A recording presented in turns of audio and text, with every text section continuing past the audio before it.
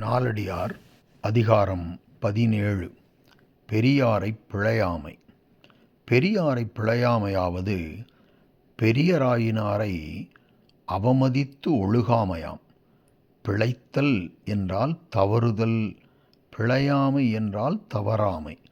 அஃது இங்கு அவரை அவமதித்து நீங்காது இருத்தலையும் அவர்க்குச் செய்யத்தகாதன செய்யாது இருத்தலையும் உணர்த்தும்.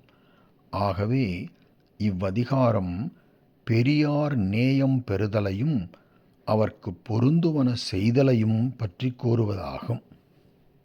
பிழையாமை என்பது எதிர்மறை தொழிற்பெயர்.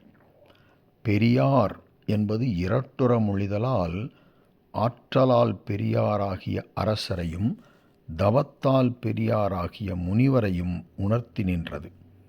மேன்மக்களது தன்மையை உணர்ந்த பின் அவரை அவமதியாமல் அவரோடு பழகுதலை தெரிந்து கொள்ள வேண்டும். ஆகலின் இது மேன்மக்கள் என்னும் அதிகாரத்தின் பின் வைக்கப்பட்டது. இப்பொழுது இந்த அதிகாரத்தின் முதற் பாடலுக்குச் செல்வோம். நாலடியார் 161. பொறுப்பர் என்று எண்ணி புரைதீர்ந்தார் மாட்டும் வெறுப்பன செய்யாமை வேண்டும். வெறுத்தபின் ஆர்க்கும் அருவி அணிமலை நன்னாட பேர்க்குதல் யார்க்கும் அரிது.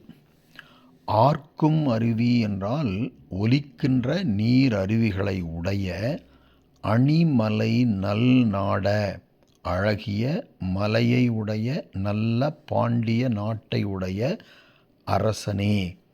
இது ஆடு விழி, ஆடு முன்னிலை, ஒரு ஆண்மகனை முன்னிலையாக வைத்து பாடப்பட்ட பாடல். பொறுப்பர் என்று எண்ணி புரைதீர்ந்தார் மாட்டும், பொறுத்து கொள்வார்கள் என்று எண்ணி குற்றம் நீங்கியவர்களாகிய அப்பெரியாரிடத்தும் வெறுப்பன செய்யாமை வேண்டும். அந்த பெரியார் வெறுக்கத்தக்க தீமையானவற்றை அவர்களுக்குச் செய்யாதிருத்தல் வேண்டும். ஏனெனில் அவர்கள் அவற்றை பொறுக்கக்கூடியவர்களாய் இருப்பினும் அவற்றால் நேரும் துன்பம் அவர்களை வருத்தும் ஆகலின் அவற்றின் மீது வெறுப்படைவர்.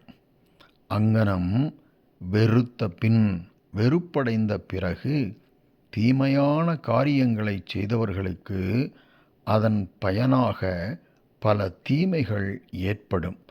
அங்ஙனம் ஏற்படும் தீமைகளை பேர்க்குதல் யார்க்கும் அரிது, அகற்றுதல் எவருக்கும் அரிதாகும் என்பது இப்பாடலின் கருத்து.